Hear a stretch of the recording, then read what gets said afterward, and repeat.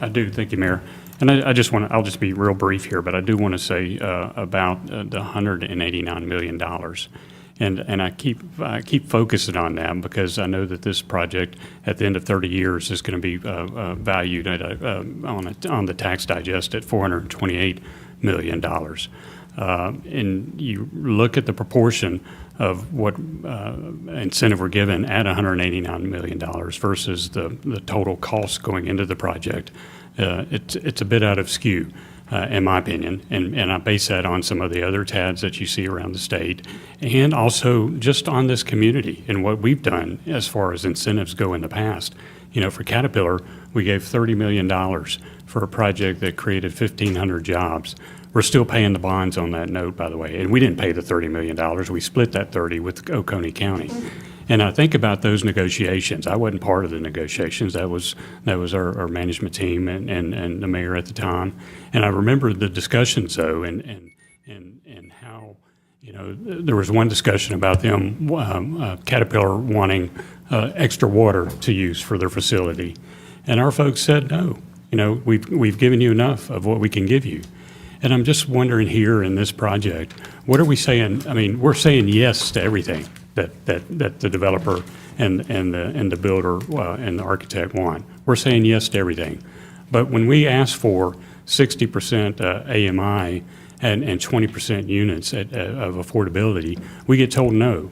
When we ask for more specifics about a job creation and the wages of the jobs, we get told no.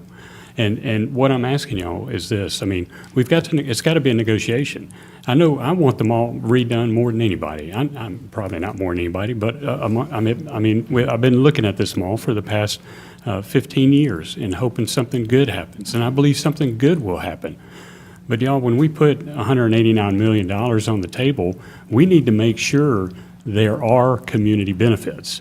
Now, when we look at the community benefits now, there's a stormwater system in there that benefits the site. There's a sidewalk in there that benefits the site that would have to be built anyway. And it's not necessarily a jobs program like Caterpillar was. It's more of a housing program. And if it is a housing program, why don't we fall back onto the presentation we heard just last week about the cost burden for housing? You know, they're offering 10% affordability. It's 99 units at 80% AMI. We learned on that chart, on that bar graph, that there's 565 households that are impacted by that. But we also learned that between 30 and 80%, there's about 14,000 households that are impacted by that. So if we're given $189 million for a housing project, shouldn't we be getting some more benefit from that? So hopefully the MARC will consider, the MARC committee members will consider not asking, but saying, we want this in this community benefits agreement. You know, we want this. And if do we risk somebody walking if that's the case? That may be. But now we've gotten out there that, and it may not be though, no, but at the end of the day, we've gotten out there that we're a community willing to put $189 million on the table for a good project that's going to benefit this community.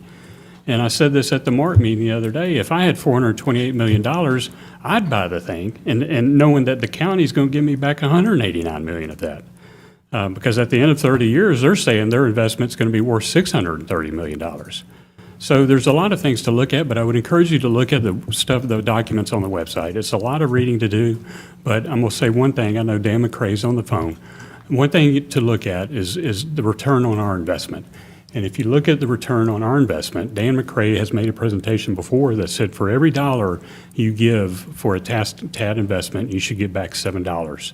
So when you look at the Levin report, not the Levin report, the in-plan report, the economic development report, I'm being very generous in the economic impact that this project has. I just take both the construction, the temporary construction jobs, and the $70 million for the permanent jobs, and you minus that TAD investment and then divide it by the TAD investment. So if you do that, and I'm using their $630 million. If I use their $630 million, then our return on investment is about $3. But if you use the $428 million, then the return on the investment it goes down to about $1.25. And that's with both the permanent jobs and the temporary jobs. If you take just the permanent jobs, then we're actually paying more than we should be. It goes into the negative number. So I'll send out information about that because I know it's difficult to follow. It was difficult for me to follow. But when you start looking at it, ask yourself, what's the return on this investment for our community? And is it matching what we say it's going to match?